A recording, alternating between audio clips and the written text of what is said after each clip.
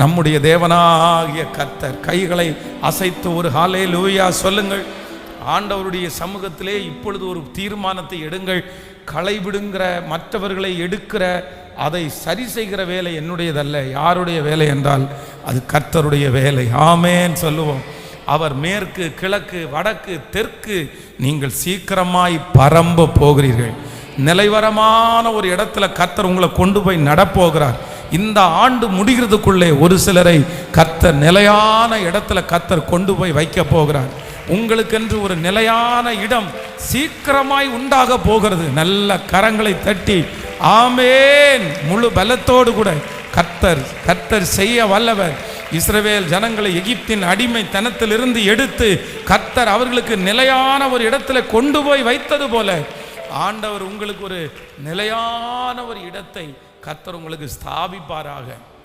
ஆமென்.